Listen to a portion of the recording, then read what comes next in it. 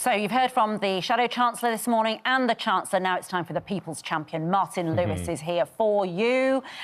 Good morning to you, Martin. Hi, there Martin. was a win for you, wasn't there, around child benefit? Tell us about that and, you know, the Chancellor just rebutting the idea that pensioners aren't worse off, the lowest earners aren't worse off, he says, this morning. Tell us what you think.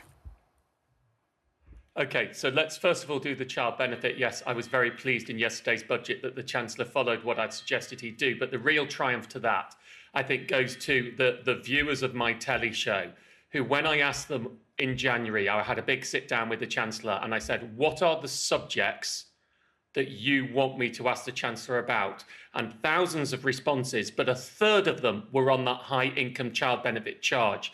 And for me, that changed the game of the significance of how important this was. And it was when I told that to the Chancellor, as well as this question, which from Alan, and I think it bears reading out now so people understand why this is important. Alan, my son's partner tragically died 34 days after giving birth to twins.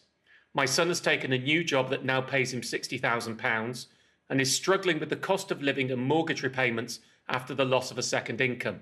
So Alan's individual income went up, the family income went down. HMRC has asked him to repay child benefit. This seems grossly unfair that a couple can bring in nearly £100,000, but a single breadwinner loses out once they earn more than half of this. Now, on the programme, I pushed the Chancellor on that, and on the show, he admitted that it was unfair.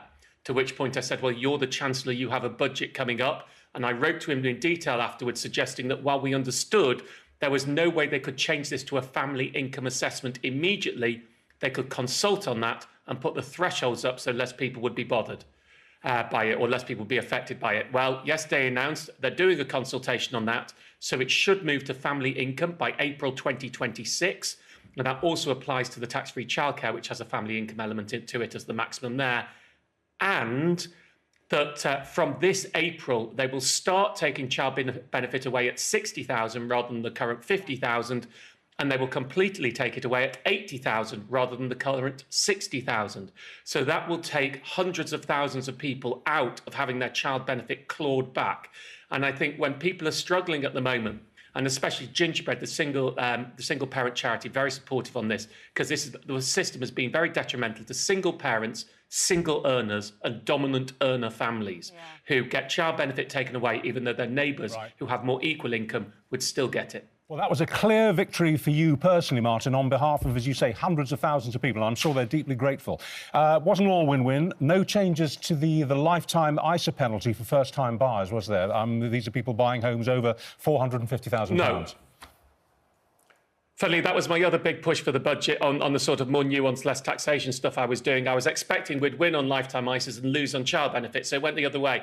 18 to 39-year-olds who are saving for house in a lifetime ISA, you get 25% added by the state to your deposit, so it's a great system. You can put £4,000 in and you get £1,000 on top. Problem is, it has to be on a house worth under 450 grand. If it isn't, to get your money out, you pay the state a penalty. So if you've saved for years, got 20 grand in there, you pay the state £1,250 to access your money if the house price has now gone up, as most have since 2017, by about 30%.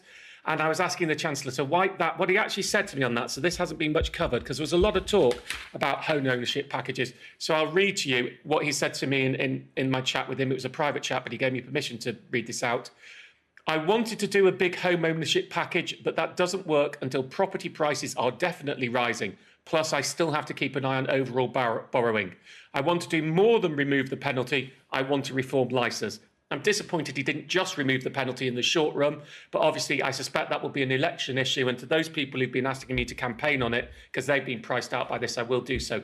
Ramtha, in your initial question, you asked me about pensioners. And I think I'm going to answer that in the same way as I think he isn't right. Pensioners are relatively worse off because of the fiscal drag, the freezing of the thresholds, even though the actual pension income has gone up. But I'll also do a note on something Rachel Reeves said to you earlier. She said people will notice that the Chancellor hasn't been generous in their pay packets. I disagree on that.